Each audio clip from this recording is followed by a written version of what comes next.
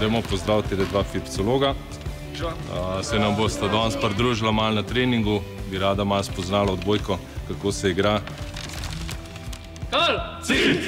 Kakšna so pa pravila igre odbojke? Pri odbojki imamo več pravil. Če začnemo pri servisu, zdaj v vaši kategoriji bi lahko serviral spodnji servis, za tele fante pa servira že malo zgornji servis, pa skok servis in je točno določeno mesto, kje lahko servirajo.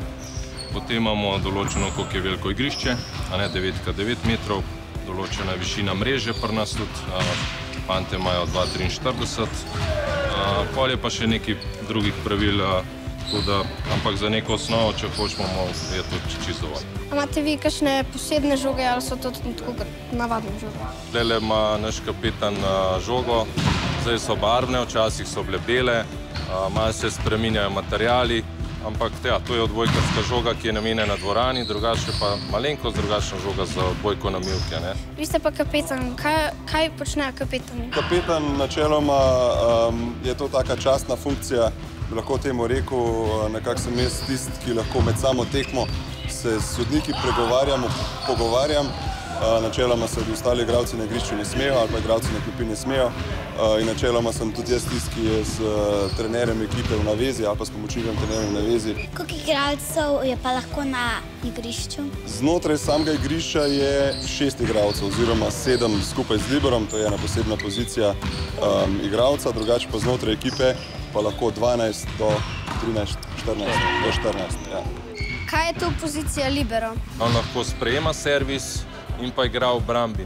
Ne sme pa napadati, pa tudi, ko pri podaji mora paziti, kam podaja, kako podaja. Par stvari ima, ampak probali so to pravilo predvsem narediti, da bi tudi malo nižji igralci lahko igrali odbojko, ker vidite, so kar visoki fantje. No, koliko pa mislite, da mora biti odbojkar velik, oziroma koliko je tale naš fant velik?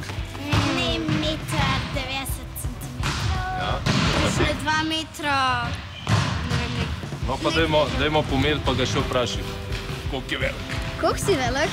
2,14. Ja, kao za meter, no. No, zdaj pa še tebe, da vidimo, koliko bi mogla zrasti, da bi bila. Tam, a? Kar blizu. Kar v redu.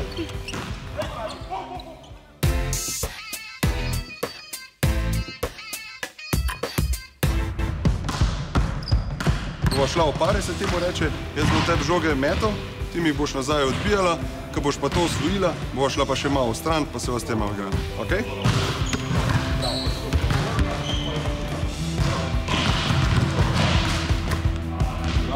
Ti boš šel na uno stran, pa ti v malo fantje, ti boš šla pa na to stran, pa ti bomo povedali, kaj ti bo povedal.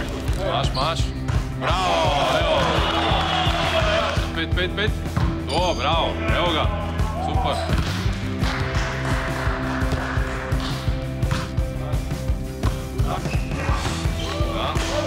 Bravo. Mata voda še vzameta malo. V odbojki imamo po pozicijah, različne pozicije igrajo fantje, vsi eni so podajači, drugi so blokerji, tretji so spremavci, in znotraj igre potem tudi se premikajo iz enega dela igrišča na drugo, enkrat so na mreži, drugič so zadnji, enkrat so na servisu, drugič lahko napadajo spredaj, tako da je kar nekaj stvari, in to se je dovoljeno po pravilih v odbojki, da lahko menjajo igrišča, seveda pod določenimi pogoji. A odbojka je lahko poklic? Ja, veliko športnikov tudi jim je to poklic, ja. Kako se pa vse to točkuje? Igra se do 25 točk, 3 dobljene sete. Če se slučajno zgodi, da je 5. set, se pa igra do 15. Če pa pride do koncu seta do izenačenega rezultata, rečemo, da je 25-25, mora pa ena ekipa dobiti 2 točki več, da osvoji ta seta. Zmagovalec je pa tisti, ki prvi osvoji vse 3 sete.